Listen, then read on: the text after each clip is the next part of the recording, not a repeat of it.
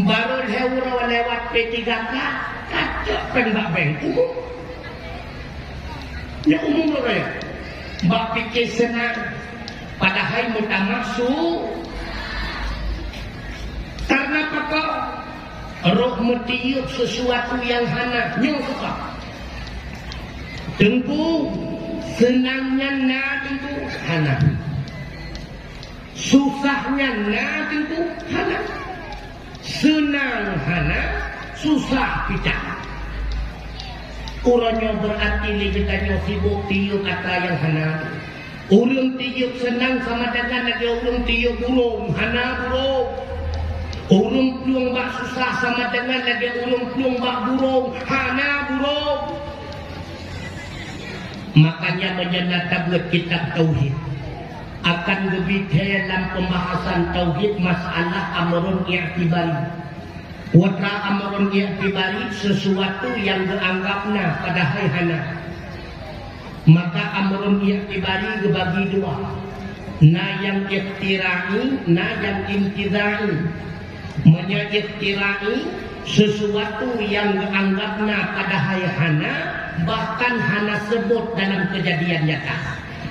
Lagi contoh tu ipatih ni akai ia laut dari ia raksa ipatih ni akai ia laut mameh nasebut dalam kejadian ia laut mameh hana tapi akai ipatih yang dukun amrun i'tibari iftira'an na yang intizai ipatih ni akai bahkan sebut dalam alam nyata akan tetapi han mampu bertanya buktikan. Lagi contoh tu bulat, tepat, urut, senang, susah. Na tempu bulat sebut dalam kejadian bola bulat, bulat bola. Menyebut harga kubus kon bola, bola bulat. Na sebut bulat sebut ipatih liakai na bulat ipatih dibuktikan. Yang tak bulat, muka takkan bahu bulat, kita nyok dia bulat. Yang nyen bahu bulat tu. Eratna bahu yang bulat tu. Begitu pula lurus. Pipet lurus, tepat. Na tepat sebut dalam kejadian nu tepat, tapi buktikan tepat. Yang tak tepat, nyo deku, nyen pipet tepat tu. Lubang jalan.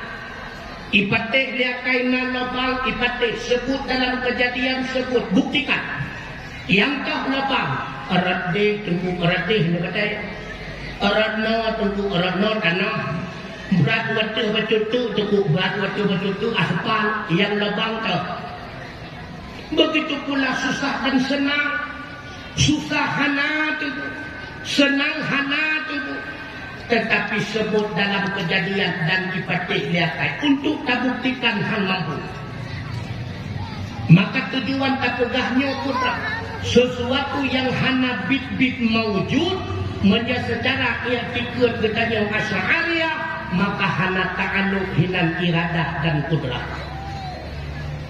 lagi tanya orangnya sibuk ba'atahana yang nak buat rasyid Gepugra ate bertanya oleh Allah Ta'ala sehingga bertanya tak terima apa adanya lagi gebili Allah berkenan dengan syukur karena syukur lam ate lahilah berkenan senang yang na putra gepugra ate bertanya oleh Allah sehingga lagi tanya hantar terima putra yang tak gebili Allah berken kufur dengan na kufur maka lahir